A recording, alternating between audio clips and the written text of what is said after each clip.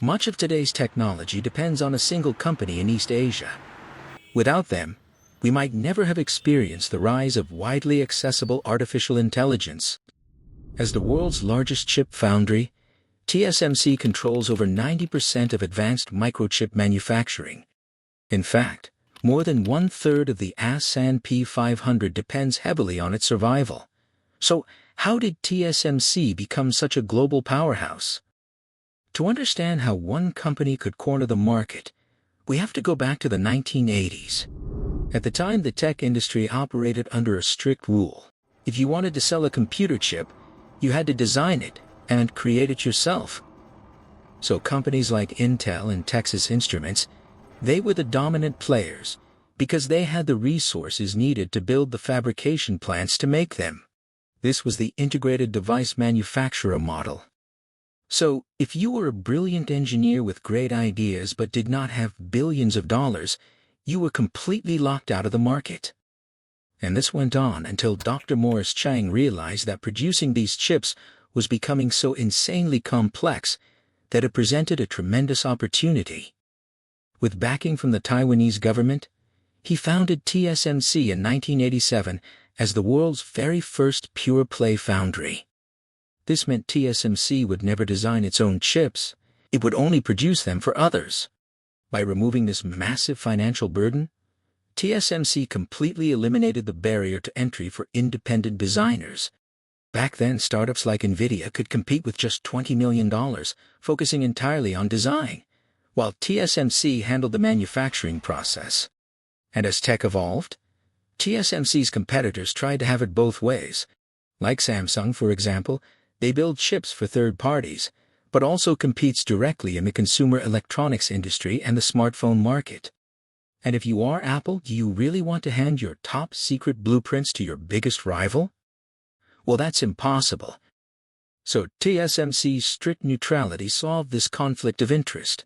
Because they never competes with their clients, TSMC built unmatched trust, locking in contracts from tech giants like the Magnificent Seven.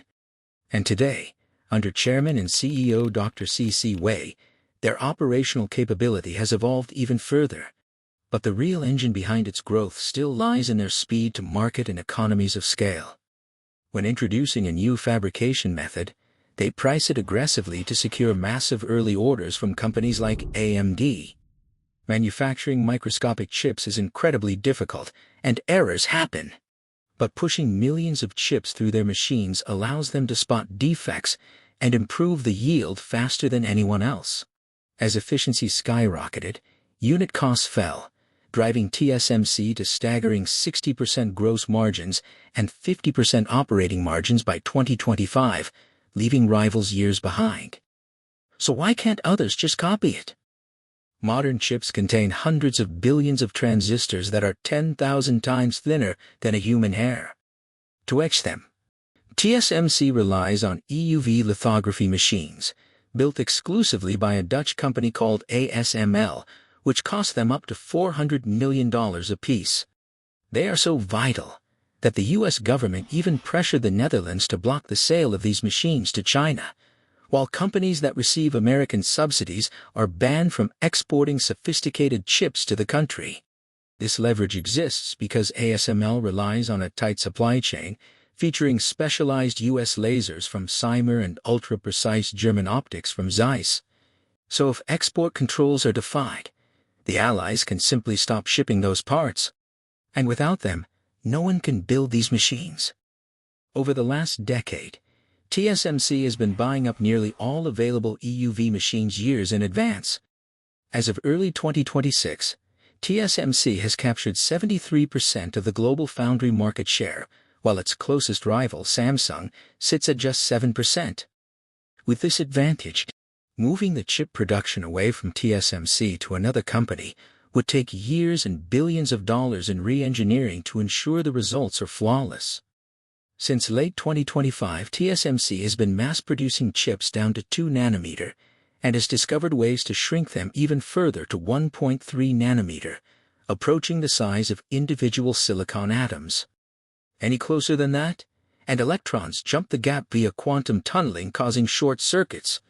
As raw transistor scaling slows down, TSMC is turning to advanced packaging like CoPoS, replacing circular silicon wafers with massive square glass substrates to overcome severe thermal and space limits for complex AI chips.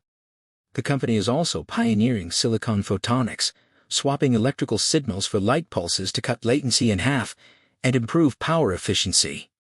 To fund these innovations, TSMC is spending a projected $54 billion on capital expenditures in 2026 alone, while simultaneously running 18 massive construction phases worldwide.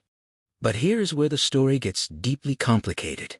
Beneath this massive financial success, TSMC faces severe constraints. Their operations are intensely resource-heavy, consuming 250,000 to 300,000 metric tons of water daily, and drawing over 10% of Taiwan's entire power grid. This figure projected to hit 23.7% by 2030. Ultimately, these limits are putting a hard cap on its domestic expansion. To mitigate the risk, TSMC has been diversifying around the world. But exporting its intense culture might cause a backlash. And building in the US could cost up to 100% more, not to mention the manpower. Because of these challenges, TSMC keeps most of its production and research in its hometown. So the bottom line is clear. TSMC is no longer just a company. Their geographic concentration anchors it as the Shield of Taiwan, making the island so vital to the global economy that the US and its allies have little choice other than to defend it from a potential invasion. But would it last forever? Let me know your thoughts in the comments below. Thank you for watching.